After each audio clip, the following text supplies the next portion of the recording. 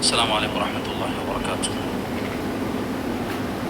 الحمد للہ رب العالمین والصلاة والسلام علی سید الانبیاء والمرسلین سیدنا ونبینا ومولانا محمد وعلى آلہ وصحبہ اجمعین، اما بعد، فقد قال اللہ تعالی فی القرآن المجید والفرقان الحمید، فاعوذ باللہ من الشیطان الرجیم، بسم اللہ الرحمن الرحیم، یا ایھا الذین آمنوا لا تأکلوا اموالکم بینکم بالباطل، صدق اللہ مولانا العظیم وصدق رسوله النبي الأمين الكريم، وقال تبارك وتعالى في عظمة حبيبه الكريم، إن الله وملائكته يصلون على النبي يا أيها الذين آمنوا صلوا عليه وسلموا تسليما، اللهم صل على سيدنا ومولانا محمد وعلى آله وصحبه وبارك وسلم، اللهم صل وسلم وبارك على حال محمد وعلى آل محمد۔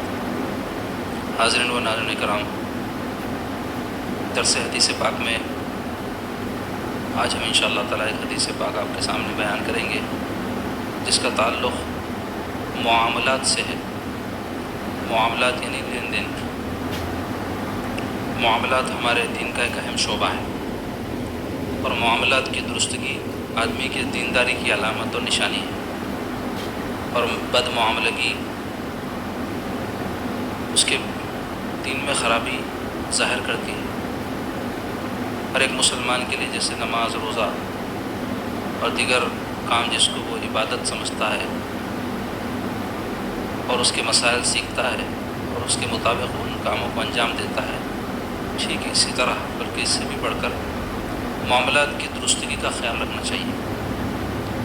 مسلمانوں میں بہت سارے لوگ ایسے ہیں جو عبادات وغیرہ کے تو پابند ہیں لیکن معاملات میں درست نہیں ہیں، تو ایسے لوگوں کو اچھی طرح سمجھ لینا چاہیے کہ ان کی عبادتیں اللہ کے پاس قبول نہیں ہوں گی، کیونکہ جس کے معاملات درست نہیں اس کی عبادت قبول نہیں۔ اس لیے ہم کو معاملات کے اندر اپنے آپ کو بالکل درست رکھنا چاہیے اور ایسے کاموں سے بچنا چاہیے جس سے معاملات میں خرابی ہوتی ہے۔ حضرت سیدنا عمر فاروق رضی اللہ عنہ کے زمانے میں ایک شخص کو گواہی کے لیے طلب کیا جانے والا تھا، اور گواہ ہونے کے لیے ضروری ہے کہ کسی انسان کا وہ عادل شخص ہو، عادل یعنی بااعتماد، اس کی بات قبول کی جا سکے۔ کوئی آدمی جھوٹا ہے، بے ایمان ہے، بددیانت ہے تو وہ آدمی قابل اعتماد نہیں ہوتا، تو گواہ ہونے کے لیے ضروری ہے کہ وہ عادل ہو، یعنی درست ہو اپنے معاملات۔ تو سیدنا عمر فاروق رضی اللہ عنہ اس شخص کے بارے میں انکوائری کرے، تو انکوائری اس کے ایک ساتھی سے بلا کے کرے آپ کہ فلاں شخص کے بارے میں تمہاری کیا رائے ہے؟ انہیں کہنے لگا بڑا نیک آدمی ہے، تو آپ پوچھے کیا نمازیں وغیرہ دیکھ کے بول رہے ہیں کیا؟ ہاں امیر المومنین وہ بڑا نماز کا پابند ہے، مسجد کو پابندی سے آتا اور نماز ادا کرتا وقت پہ۔ تو آپ فرمائے نہیں، میں تم سے اس کے معاملات کے بارے میں پوچھنا فرمائے۔ تو وہ صاحب بولے مجھے زلزانہ نہیں معلوم ہے اس کے بارے میں۔ تو آپ اس کی بات کو جو ہے مان لے کہ اس شخص کی گواہی قبول نہیں کرے، اس واسطے کہ اس کے بارے میں پتہ نہیں چل رہا تھا کہ وہ بااعتماد ہے یا نہیں۔ تو اس سے کیا معلوم ہوا؟ کسی انسان کا عبادت گزار ہونا اس کے دیندار ہونے کی نشانی نہیں ہے، بلکہ معاملات کی درستگی اس کے دیندار ہونے کی علامت ہے۔ معاملات کے خرابی سے کیا نقصان ہوتا؟ معاملات کی خرابی سے مالی نقصان ہوتا۔ ایک مسلمان کی جان، مال اور آبرو، تین چیزیں دوسرے مسلمان پر حرام ہیں، ایسے ہی جیسے شراب حرام ہے، جوا حرام ہے، زنا حرام ہے، ایسے ہی حرام ہے۔ ایک مسلمان کسی دوسرے مسلمان کی جان نہیں لے سکتا، اس کو تکلیف جسمانی نہیں پہنچا سکتا، البتہ کوئی شرعی حق ہو، جیسے کسی نے کسی کو قتل کیا تو بدلے میں قتل کر دیا، یا کسی نے کسی کی آنکھ پھوڑی تو بدلے میں اس کی آنکھ پھوڑی جائے گی، لیکن کسی مسلمان کو لڑائی جھگڑے کی وجہ سے مار نہیں سکتے آپ، آنکھ نہیں پھوڑ دے سکتے، ٹانگ نہیں توڑ دے سکتے۔ شرعی کوئی سزا کی صورت میں عدالت مقرر کر کے سزا دے گی اس کو۔ تو ایک مسلمان کی جان دوسرے مسلمان پر حرام ہے، ایسے ہی ایک مسلمان کا مال بھی حرام ہے۔ ایک مسلمان دوسرے مسلمان کا مال بغیر اس کی رضا مندی کے کوئی معاملات کے ذریعے لے سکتا ہے۔ کوئی آدمی کچھ سروس کرتا، انہیں اپنے سروس چارجز لے سکتا، کوئی آدمی ملازمت کرتا، مہنتانہ لے سکتا، کوئی کاروبار کرتے ہیں، مال دیتے، پیسے دیتے، ایک دوسرے کے ساتھ اس طرح کر سکتے، لیکن جھوٹ بول کے، دھوکہ دے کے ظلم کر کے کسی کا مال کھا جائیں تو یہ حرام ہے۔ ایسے ہی ایک مسلمان کی آبرو دوسرے مسلمان پر حرام ہے۔ آبرو بولتے عزت، کسی مسلمان کو اگر کوئی بے عزت کر رہا ہے تو وہ حرام کام کر رہا ہے۔ تو کوئی مسلمان کسی مسلمان کو بے عزت کرنے کی کچھ صورتیں ہیں۔ ایک صورت ہے گالی گلوچ کرنا اس کو، دوسری صورت ہے اس کی غیبت کرنا، اس کے بارے میں لوگوں کے سامنے سچ بھی ہے بات تو عیباں ظاہر کرنا اس کی، نہ ایسا ہے ویسا ہے۔ اور اسی طرح کسی مسلمان کے ساتھ لڑائی جھگڑا کر کے اس کو ذلیل کرنا کسی کے سامنے، اور بھی صورتیں، تو آبرو بھی حرام ہے۔ تو یہ جو معاملات ہے اس کا تعلق ہے مسلمان کے مال سے، کیونکہ معاملات کی خرابی یا بد معاملگی کیا کرتی ہے؟ مالی نقصان پہنچاتی ہے مسلمان۔ اس لیے ہمارے لیے ضروری ہے کہ ہم معاملات درست کیسے ہوتے ہیں اور معاملات کیسے رکھنے چاہیے اس کو سیکھیں، یہ فرض ہے۔ ایسے ہی جیسے نماز سیکھنا، روزہ سیکھنا، دیگر کام جس کو ہم دین سمجھتے ہیں اور اس کا سیکھنا ضروری سمجھتے ہیں، بالکل ایسے ہی معاملات کا سیکھنا بھی درست، معاملات کا سیکھنا، معاملات درست کیسے رہتے جاننا فرض ہے ہمارے اوپر۔ تو آج جو حدیث پاک ہم آپ کے سامنے پڑھیں گے، اس میں معاملات ہی کے حوالے سے حضور صلی اللہ علیہ وسلم کی چند اہم باتیں ہیں جو حضور نے بیان فرمائی ہیں۔ تو پہلے آپ حدیث پاک سماعت کر لیں، ترجمہ سن لیں، پھر انشاءاللہ تعالیٰ اس کی تشریح جب ہم کریں گے تو بہت ساری باتیں اس کے ضمن میں آ جائیں گی۔ بسم اللہ الرحمن الرحیم۔ وعن عبداللہ ابن عمرو رضی اللہ عنہما قال قال رسول اللہ صلی اللہ علیہ وسلم اربع من کن فیہ کان منافقا حقا ومن كانت فيه خصلة منهن كانت فيه خصلة من النفاق حتى يدعاها إذا تؤمن خان وإذا حدث كذب وإذا عاهد غدر وإذا خاصم فجر متفق علیہ۔ یعنی یہ ایسی حدیث پاک ہے جو بخاری شریف اور مسلم شریف دونوں حدیث پاک کی معتبر ترین کتابوں میں نقل کی گئی۔ یعنی یہ حدیث پاک بڑی معتبر حدیث ہے، اس کے بارے میں شبہ ہی نہیں ہے کہ حضور کا ارشاد نہیں ہے، ایسی معتبر حدیث ہے۔ اس حدیث پاک کا ترجمہ ہے، حضرت عبداللہ ابن عمر رضی اللہ عنہما سے روایت ہے، رسول اللہ صلی اللہ علیہ وسلم نے فرمایا 4 بری عادتیں ہیں، جس میں ہو وہ پورا منافق ہے، اور جس میں ان 4 میں سے ایک خصلت و عادت ہو اس میں نفاق کی خصلت موجود ہے، یہاں تک کہ اسے ترک کر دے۔ جب اس کے پاس، حضور بیان فرما رہے ہو 4 خصلتیں کیا ہیں۔ پہلی، جب اس کے پاس امانت رکھی جائے تو اس میں خیانت کرے۔ دوسرے، اور جب بات کرے تو جھوٹ بولے۔ تیسرے، عہد کرے تو اس میں غداری کرے۔ چوتھے، جب کسی سے جھگڑ پڑے تو ہنڈا گردی اور گالی گلوچ پر اتر آئے۔ تو اس حدیث پاک میں پیارے آقا علیہ الصلوۃ والسلام منافق کی 4 خصلتیں بیان فرمائے۔ دوسری حدیثوں میں اور بھی کچھ آئی ہیں، اس حدیث پاک میں 4 بیان ہوئی ہیں۔ کیوں بیان فرمائے حضور منافق کی خصلتیں؟ مومن کی بیان کرنا چاہیے، مومن کی بھی بیان ہوئی قرآن میں بھی حدیث میں بھی۔ منافق اس لیے بیان ہوئی تاکہ ہم اس کو چھوڑ دیں، ان عادتوں کو، ان خصلتوں کو ترک کر دیں۔ آدمی صرف اچھا بن جائے کافی نہیں، آدمی برائی بھی چھوڑے تب اچھا بنے گا۔ کئی لوگ ہیں میں بھی پیتے ہیں، توبہ بھی کرتے ہیں، ادھر یہ بھی جاری ادھر وہ بھی جاری، یعنی برائی بھی کر رہے ہیں اچھائی بھی کر رہے ہیں، تو دونوں مکس اپ ہو کے دیوانی انڈے بن جاتے ہیں۔ نیکیاں جہاں کرنا، برائی وہاں چھوڑنا ضروری ہے، اسی کو تقویٰ بولتے ہیں۔ آدمی متقی اس وقت تک ہو ہی نہیں سکتا جب تک کہ انہیں نماز پڑھنے کے ساتھ ساتھ جھوٹ بولنا بھی نہ چھوڑ دے۔ متقی ہو نہیں سکتا جب تک کہ روزہ رکھنے کے ساتھ ساتھ لوگوں کو تکلیف پہنچانا نہ چھوڑ دے۔ نماز بھی پڑھ رہے ہیں، جھوٹ بھی بول رہے ہیں، روزہ بھی رکھ رہے ہیں، لوگوں کو تکلیف بھی دے رہے ہیں، اور بھی کوئی نیکیاں کر رہے ہیں، اس کے ساتھ کچھ برائیاں بھی کر لے رہے ہیں۔ ہاٹ اینڈ کولڈ بولتے ہیں اس کو، ٹھنڈا گرم دونوں۔ تو ایسا نہیں ہوتا، یا ادھر ہو جائے یا ادھر ہو جائے، اور ہونا تو ادھر ہی ہے، ادھر نہیں، کیونکہ ادھر ہوئے تو ٹھکانہ جہنم ہے، ادھر ہوئے تو اللہ رسول کی رضا حاصل ہو۔ تو حضور پاک علیہ الصلوۃ والسلام منافق کی 4 خصلتیں بیان فرمائے۔ منافق کسے بولتے؟ کفار میں بدترین جو کافر ہوتا ہے وہ منافق ہے۔ کافر کسے بولتے؟ اللہ رسول کا انکار کرنے والے، اللہ کو نہیں مانتا، رسول کو نہیں مانتا، دین کو نہیں مانتا، اس کو بولتے کافر۔ منافق جو ہوتا ہے وہ ایسا کافر ہوتا ہے جو ظاہر تو کرتا ہے کہ مسلمان ہے، ہوتا کافر ہے، یعنی دل میں کفر، ظاہر میں اسلام، اس کو بولتے منافق۔ اور علماء نے منافقین کی 2 قسمیں بیان کی ہے۔ ایک وہ منافق جو اعتقادی طور پہ منافق رہتا ہے، نہیں رہتا کافر ہی انہیں، ظاہر کرتا مسلمان، اس کو حقیقی منافق بولتے ہیں۔ دوسرا وہ منافق جو عملاً منافق رہتا، حقیقتاً نہ رہتا، یعنی رہتا مسلمان لیکن کامہ منافقوں کے کرتا. اور اسی قسم کے منافق کے بارے میں اس حدیث پاک میں بیان کیا گیا. اس کو بولتے ہیں منافق عملی منافقت. مسلمان اگر کوئی ہے تو اس کے کام بھی مسلمان جیسے ہونا چاہیے. تو ایسے ہی اگر کوئی منافق ہے تو اس کے کام بھی منافقوں جیسے ہوں گے. کوئی آدمی مرد ہے تو مردوں جیسے کام کرے گا, عورتیں عورتوں جیسے کام کریں گی. اگر کوئی مرد عورتوں جیسے کام کرے گا تو اس کو بولتے ادھر کا ہے نا ادھر کا ہے نا بولتے. ایسی کوئی عورتیں کرے تو ان کو بھی پسند نہیں کرتے, بولتے بھائی آپ عورت ہے, عورت کیسا رہو, مردوں کیسے کام کرنے جا رہے ہیں. یہ اور بات ہے کہ یہ زمانہ بڑا بدترین زمانہ ہے. اس میں عورتوں کے کام مرداں کر رہے ہیں, مردوں کے کام عورتاں کر رہے ہیں. کئی مرد ایسے ہیں گھروں میں بیٹھے ہوئے کام کاج نہیں کرتے, سست مردے ہیں, اور ان کی عورتیں جا کے بازاروں میں محنتیں کر رہی, کما رہی, بچوں کو پال رہی, وہ دیگروں کو بھی پالتی. کئی ایسے سست کاہل بدنما داغ ہمارے معاشرے. اور کئی ایسے مرد ہیں جو عورتوں کی طرح کے کپڑے, ان کی طرح کانوں میں بالیاں, عورتوں کی طرح بالا رکھنا, مٹکنا چٹکنا, عورتوں کی طرح کے مٹکے چٹکے نہیں بھی تو کپڑے اس قسم کے پہنتے ہیں. غور کرنا پڑتا کہ بھائی مرد ہے عورت, چمک چمک کے کپڑے, چلک چلک کے کپڑے. مرد آدمی سیدھے سادے مردانی لباس پہننا, عورتوں کی طرح کے بنانا. شادیوں وادیوں میں تو خاص طور پہ آپ دیکھتے بعد ایسے لباس بنا رہے ہیں, عورتوں کی طرح اوڑھنیاں ڈال لے رہے ہیں, عجیب عجیب حرکتیں کر رہے ہیں. تو حضور منع فرمائے حدیث میں, کوئی اگر مرد جو ہے کسی عورت کی جو ہے صورت اختیار کرے گا تو بھی گناہ ہے. کوئی عورت مردوں کی طرح کا حلیہ انداز اختیار کرے گی وہ بھی گناہ ہے. اللہ جو جنس کا بنایا وہ جنس کے بنے رہو.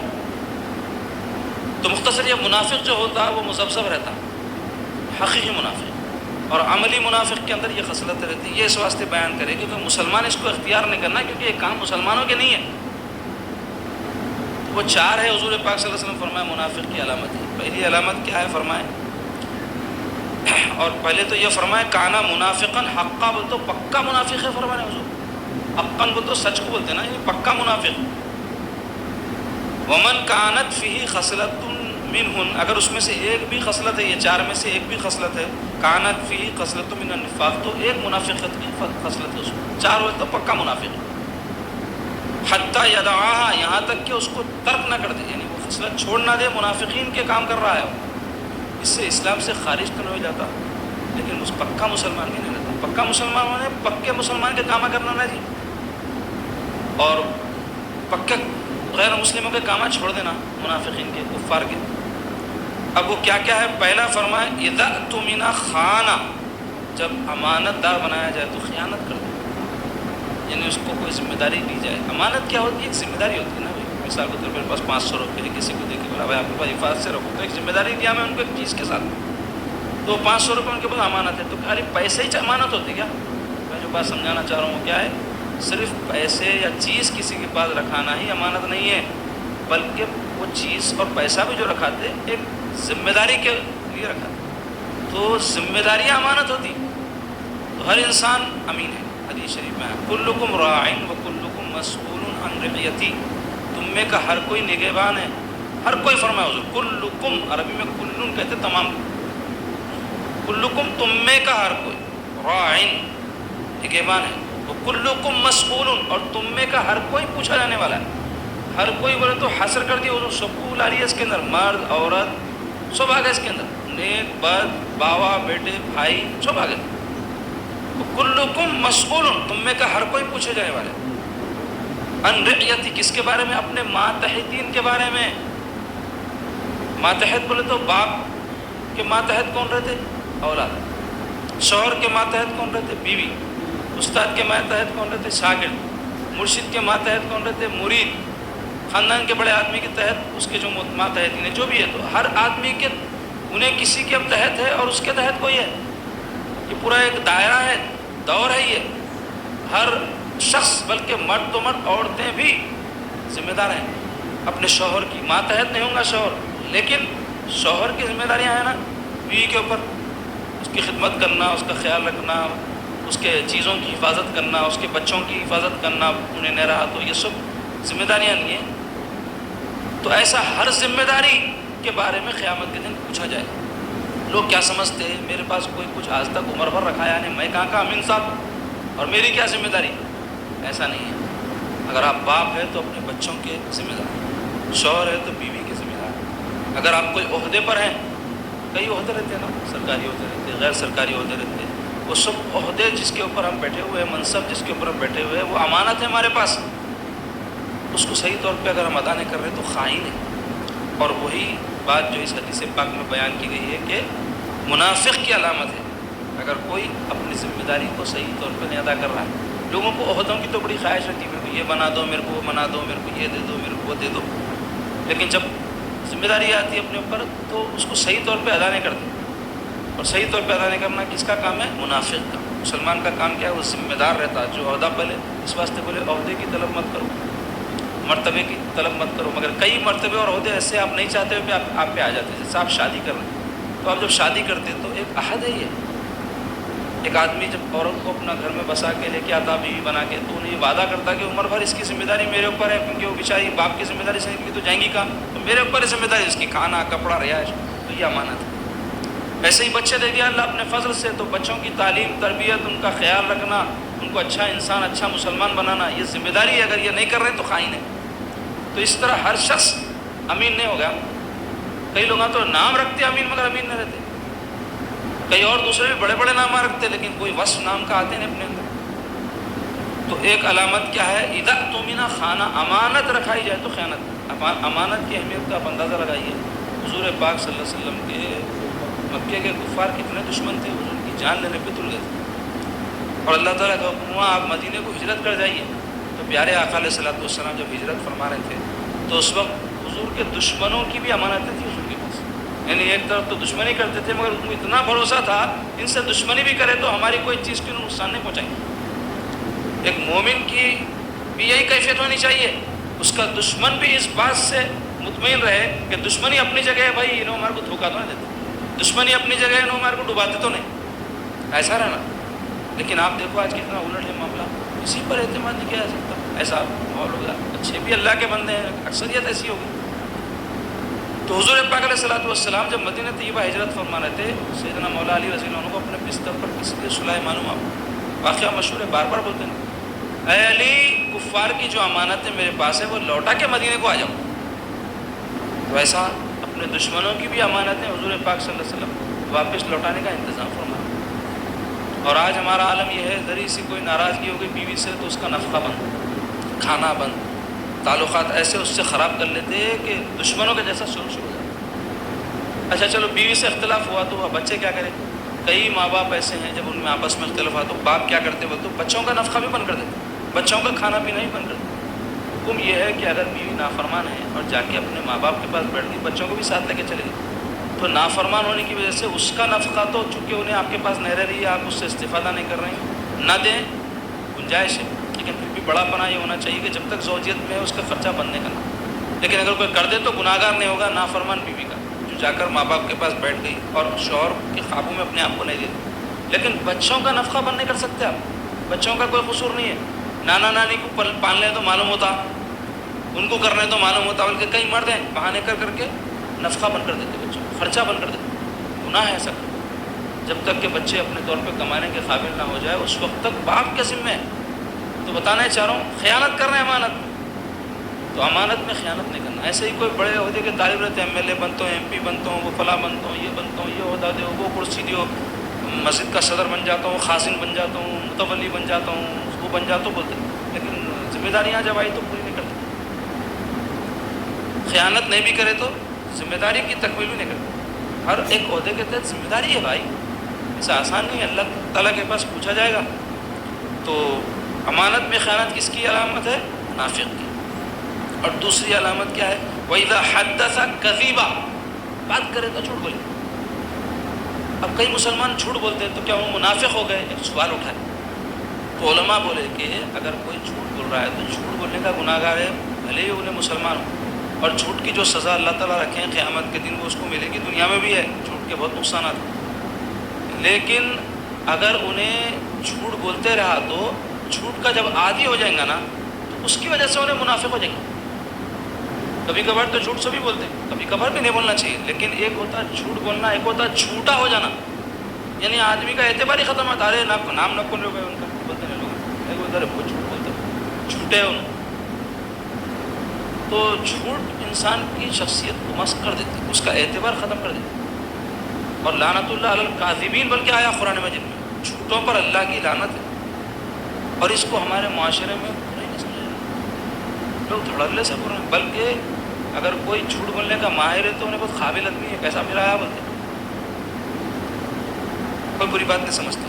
اور عام روزمرہ کی زندگی میں تو آپ دیکھ ہی لو، جھوٹ چلتا ہے، کیا ہوتا ہے بھائی سب بول رہے ہیں بولتے، یہ سب بول رہے ہیں بول کے جو کرتے نا، یا سب کر رہے ہیں بول کے جو کرتے، بڑی غلط پالیسی ہے یہ۔ اس واسطے کہ سب کا جو انجام ہوگا آپ کا بھی ہوا تو برداشت کریں گے، سب جوتے کھائیں گے آپ بھی کھاتے، سب جہنم میں جائیں گے آپ بھی جاتے، سب لعنتی ہو جائیں گے آپ بھی ہوتے، سب جو ہے اللہ تعالیٰ کی ناراضگی مول لیں گے آپ بھی مولنا چاہیں گے، نہیں بولیں گے نا بھائی۔ تو پھر آپ کہیں کچھ سب کر رہے ہیں سب کر رہے ہیں، وہ کرو جو اچھی چیز ہے۔ ہمارے پاس لوگوں کے کرنے نہیں کرنے کو معیار نہیں بنانا چاہیے، ہمارے پاس صحیح اور غلط اور اچھے اور برے کو معیار بنانا چاہیے۔ لوگ اکثر میں دیکھا یہ سوچتے کہ یہ کرے تو پبلک اوپینین کیا رہتا، یہی سب سے بڑا فساد کی جڑ ہے، یاد رکھو۔ پبلک اوپینین کے چکر میں اسی کی ایک صورت کیا ہے، یہ سوشل میڈیا پہ لائکس ویوز، اسی کی صورت ہے یہ پبلک اوپینین۔ پبلک کیا چاہی وہ کرو۔ پبلک تو چاہتی کہ ہر طرح کی سہولت بخش دی جائے، جیسے علماء ہیں، اگر وہ دیکھے کہ پبلک کیا پسند کر رہی تو تقریریں ایسے کریں گے، کھٹے مٹے باتاں، لوگوں کو جو ہے خالی چکر میں رکھنا، اپنے باتیں سن کے انہیں خوش ہونا، اور اس کو کوئی دین کی زحمت ہی نہیں ہونا، تو ایسا عالم جو ہے عالم کہلانے کے لائق ہے۔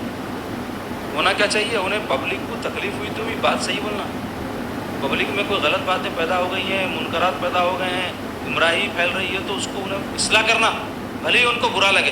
اور ایسے جو علماء ہوتے یا ایسے جو واعظین ہوتے لوگوں کو زیادہ پسند نہیں، لوگوں کو پسند کون سے واعظین آتے، علماء تو بول بھی نہیں سکتے ان کو، کیونکہ عالم بولتے اسے جو حق بات کہے، عالم بولتے اسے جو لوگوں کی اصلاح کرے۔ واعظین ہے یا مقررین ہے، پیشہ ور، کیسے لوگ پسند آتے، ہنسانا لوگوں کو، حجو کرنا، ادھر ادھر کے قصے کہانیاں اور سر کے نہ ٹانگ کے واقعات بیان کرنا، عجیب عجیب قسم کے، یا قرآن میں واقعات کم ہے، احادیث میں کم ہے واقعات، اس کو چھوڑ کے عجیب عجیب ایسے واقعات جس کی کوئی سند نہ رہتی، معتبر نہ رہتے، پبلک کو بہت پسند آتے ایسے قصے، چمتکاری قصے وہ سناتے۔ تو ایسے پبلک کو پسند کرنے والے اور پبلک جس کو پسند کرے، یہ لوگ ضروری نہیں کہ اچھے ہو۔ پبلک میں کوئی مقبول فیمس ہو گیا تو ضروری نہیں ہے کہ اللہ کے پاس اس کا کوئی مرتبہ اور مقام ہو، معاملہ تو اس کا اس وقت کامیابی کا ہوگا جب اللہ اس سے راضی ہو، اور اس کا پتہ تو قیامت کے وقت چلے گا۔ تو مختصر یہ کہ حضور پاک صلی اللہ علیہ وسلم فرماتے ہیں اذا حدث کذبا، جب بات کرے جھوٹ کا عادی ہو جائے۔ حدیث شریف میں ہے جھوٹ سے بچو، کیونکہ جھوٹ برائی کی طرف لے جاتا ہے اور برائی جہنم میں لے جاتی ہے۔ حضور فرماتے ہیں اسی حدیث میں کہ آدمی جھوٹ بولتا رہتا ہے یہاں تک کہ اس کا نام جھوٹوں کی فہرست میں لکھ دیا جاتا ہے، جھوٹوں کی جو لسٹ ہے اس میں نام ڈال دیتے اسے، اللہ تعالیٰ کے بعد جھوٹا شمار ہو جاتا ہوں۔ اس واسطے سچ بولنے کی عادی رہنا، ایک سچ بولنے کی عادت انسان کے اندر کئی نیکیاں پیدا کر دیتی ہے۔ حضور کے زمانے میں ایک شخص آ کے بولے یا رسول اللہ میں بہت برا آدمی ہوں، میں زانی ہوں، میں شرابی ہوں، میں چور ہوں، یا رسول اللہ میں اتنا عادی ہو گیا سب چیزوں کا میں نہیں چھوڑ سکتا ایک ساتھ۔ تو حضور فرمایا ٹھیک ہے تو ایک کام کر، جھوٹ بولنا چھوڑ دے، شراب چھوڑو نہیں فرمایا، زنا چھوڑ نہیں فرمایا، چوری چھوڑ، اور برائیاں تھی وہ نہیں فرمایا۔ میرے سرکار ایسے جو ہے حکمت والی ذات گرامی تھے، سرکار فرمائے جھوٹ بولنا چھوڑ دے۔ اب انہیں گیا جناب، حضور سے وعدہ کر لیا جھوٹ نہیں بولنا۔ اب شام ہوئی تو شراب کی طرف ستائی، شراب خانے کو جانے لگا تو خیال آیا وہاں بیٹھ کے پیوں گا، لوگ دیکھیں گے، کل حضور پوچھیں گے میرے سے کہاں تھا رات میں، تو حضور کو تو جھوٹ نہیں بولوں گا بلکہ آیا میں تو سچ بولنا پڑے گا۔ شراب خانے میں تھا وہ تو صحابہ کو معلوم ہوگا تو کتنی شرمندگی ہوں گی، شراب نہیں پیا اس دن۔ ایسے ہی دیگر برائیاں کرتے وقت بھی یہی خیال آیا، تو چند دنوں کے اندر اس کی تمام برائیاں چھوڑ گئی، اور حضور کی خدمت میں آ کے بولا یا رسول اللہ یہ سب عادتیں چھوڑ گئی میری، ایک جھوٹ کی عادت چھوڑنے کی وجہ۔ تو اس کو معمولی بات مت سمجھو، میں کئی بار بولا، پہلے کے لوگ جو مرید کرتے تھے مرشدین اپنے مریدین کو، تو ہم سنے ہیں بعض بزرگ اپنے مریدین سے ایک عہد لیتے تھے، تو زیادہ عہدیں لیتے نہیں تھے، اب یہ بھی تو پرانے کر رہے ہیں کیونکہ لوگوں کو معلوم ہی نہیں ہے، آ کے ایسا صدمے میں بیٹھ جاتے مرید ہوئے وقت، ان کو معلوم نہیں رہتا کئی کو مرید ہو رہے ہیں، پہلے تو معلوم رہنا آپ کئی کو مرید ہو رہے ہیں، گم سم مریدی ہے، یعنی مقاصد بیت نہیں معلوم، ذمہ داریاں نہیں معلوم مریدین کے، سینکڑوں مرید رہتے، جب ذکر واعظ نصیحت جو ان کا فریضہ ہے کہ اس میں وہ شریک ہوں، تھوڑے سے آتے ہیں، ان کو معلوم نہیں کہ ان کی ذمہ داریاں کیا ہیں، کیا سمجھتے ہیں مرید ہو گئے نا اب انشاءاللہ قیامت کے دن ملاقات ہوگی حضرت جب بخشا لینا، دیکھو آپ ایسی سوچ، ایسا نہیں ہوتا، دین مذاق ہو جائے گا۔ یہ بنی اسرائیل کے طریقے ہے، یہ مسلمانوں کے لیے کیا حکم دیا گیا، کہ اللہ کی رسی کو مضبوطی سے پکڑو، احکام خدا و رسول پہ عمل کرو، تو دین سیکھو نا.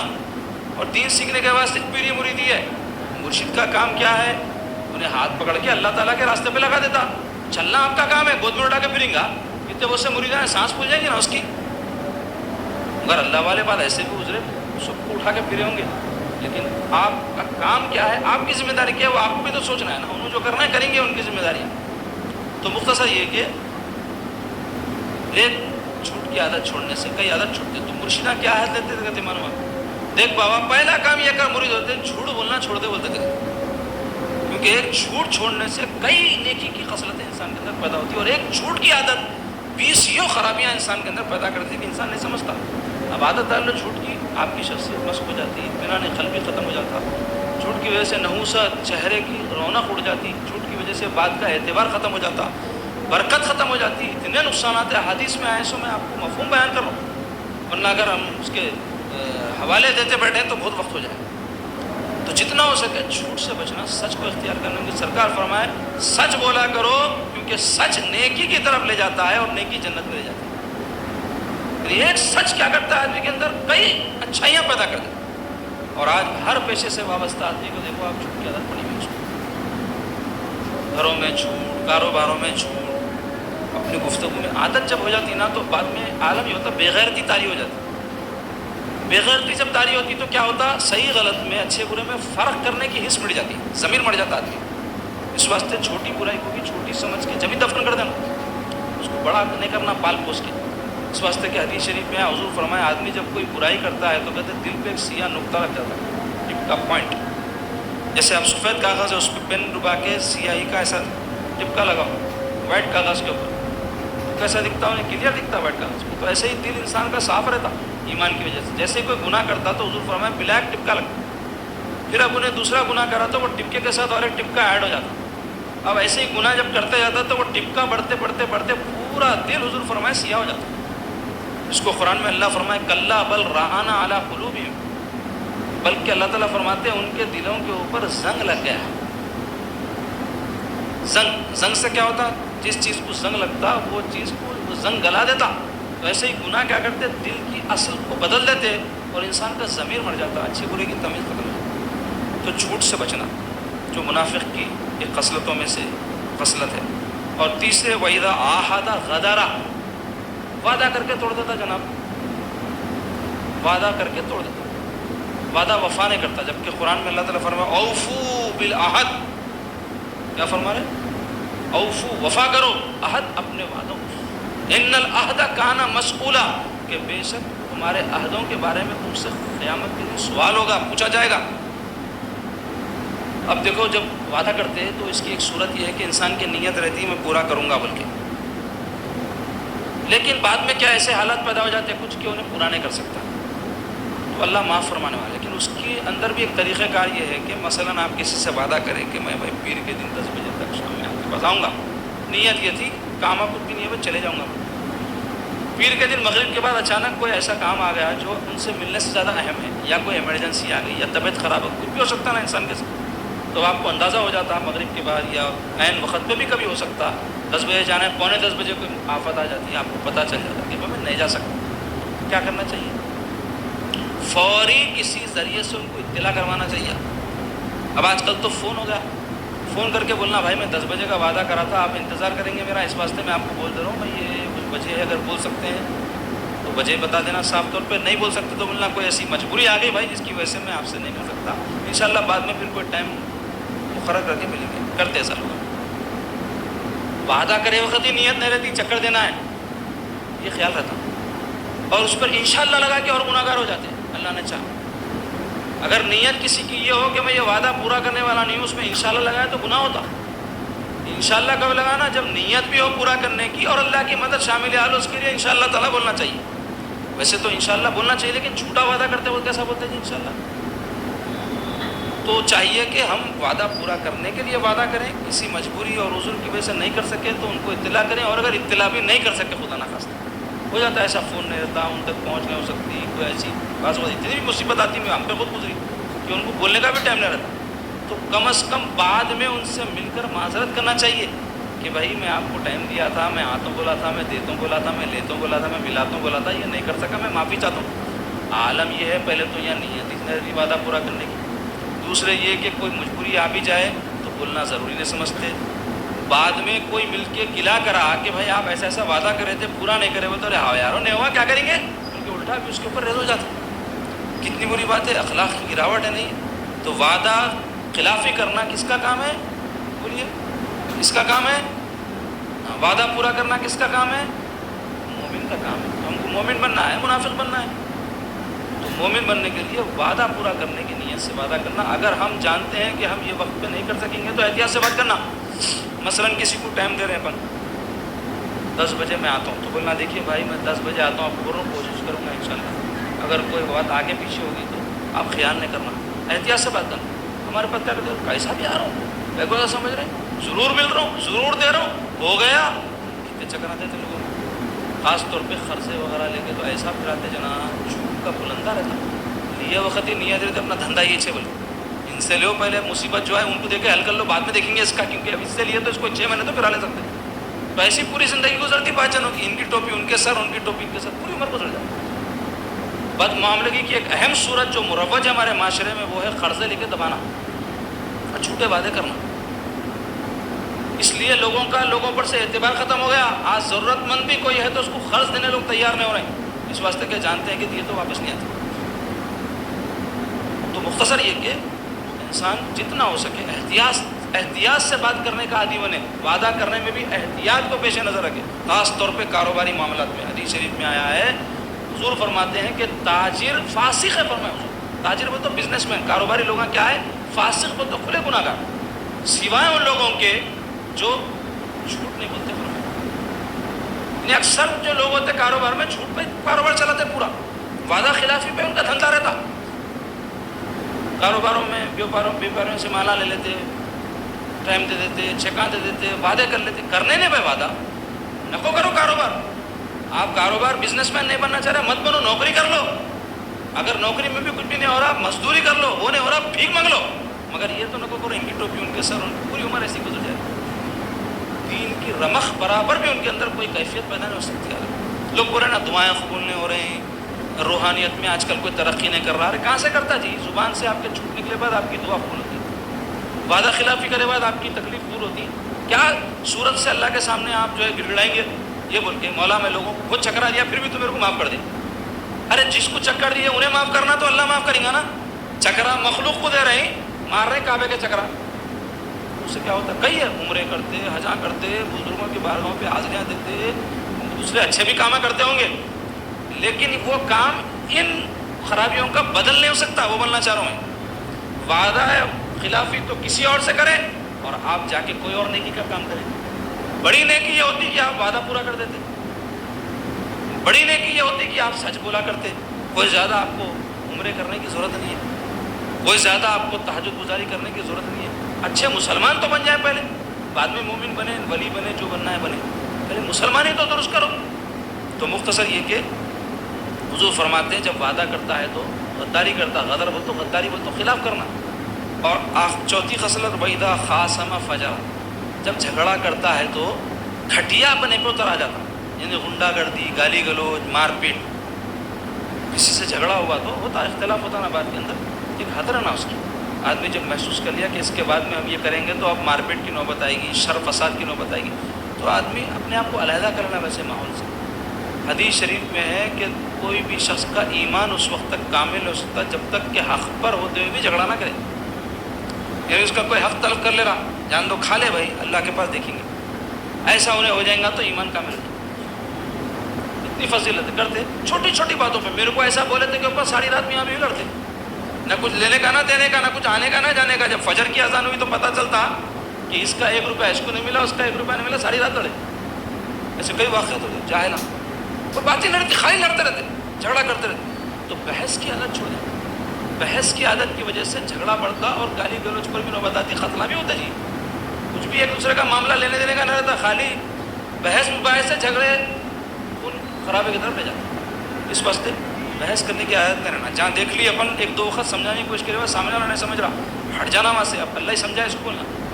کیوں؟ قرآن میں اللہ تعالیٰ فرما رہے ہیں وَإِذَا خَاطَبَهُمُ الْجَاهِلُونَ قَالُوا سَلَامًا، ایمان والے جب جاہل سے بات کرتے تو السلام علیکم بولتے اس کو، مطلب جا بھائی کیا کرتا کر لے، تیری مرضی، جھگڑا نہیں کرتے، بحث نہیں کرتے۔ تو یہ چار علامتیں کس کی ہے؟ منافقین کی ہے۔ بات کرے تو جھوٹ بولے، امانت میں خیانت کرے، وعدہ خلافی کرے، اور کیا کرے؟ جھگڑا کرے تو گالی گلوچ اور غنڈہ گردی پہ ہوتا رہے، گھٹیا حرکتوں پہ ہوتا رہے۔ یاد رکھو کسی سے اختلاف ہوا، کسی بات پہ ناراض ہوئی تو اتنا نیچے نہیں گرنا کہ بعد میں ملاقات ہوئی تو دلا نہیں مل رہے۔ جب آدمی بہت زیادہ ذلیل حرکتیں کر دیتا نا، لڑنے کے گھٹیا حرکتیں، گالی گلوچ، مار پیٹ بھی ہو جاتی، اس کے بعد آپ مل بھی لو، کمپرومائز کرا دو، گلے ملا دو، دل نہیں ملتا جی۔ اس واسطے اتنی نوبت ہی نہیں آنے دینا۔ اختلاف بھی کرے تو اس کے اصول رہنا، اختلاف میں بھی شان رہنا، ایک اختلاف میں بھی شان رہنا ہماری ایک، انہیں بولنا واقعی میں اختلاف بھی کرا تو کس شان کا اختلاف ہے اس کا بولنا۔ یہاں پہ اتنا گھٹیا پنے پہ اتر جاتے، صورتیں دیکھنا نہیں بولتا، ایک دوسرے کی اتنی نفرت ہے دل میں پیدا ہو۔ ویسے اگر کوئی ہمارے ساتھ ایسا کرا ہے تو ہم دل میں کینہ بھی نہ رکھ لینا، یہ بھی بات سمجھ لو، ورنہ لوگ بولیں گے منافق کی علامت ہے انہیں منافق ہے، سب دوسروں کو منافقہ دکھ رہے، پھر اپن کیا ہے؟ دوسروں کو تو سب کو منافق بنانے پہ تل جاتے ہیں۔ یہ حدیث سن کے لوگ انہیں جھوٹا، انہیں وعدہ خلاف، ارے اپن کرے سو یاد کرو، اس کو چھوڑ دو، اپنا محاسبہ کرو کہ ہم میں تو یہ خصلتیں نہیں ہیں، ہم کو چھوڑنا ہے، اس کو نہیں چھوڑا سکتے، اس کو اللہ چھوڑا ہے، ہم یہ خصلتیں چھوڑنا، ہم یہ عادتیں چھوڑنا، ہم نفاق کے عملی نفاق سے دور ہونا۔ اللہ تعالیٰ ہم سب کو نیک توفیق عطا فرمائے، معاملات کی درستگی نصیب فرمائے، بد معاملگی سے محفوظ رکھے اللہ، ایک دوسرے کے مال کو، جان کو، آبرو کو نقصان پہنچانے سے ہم کو اللہ محفوظ رکھے۔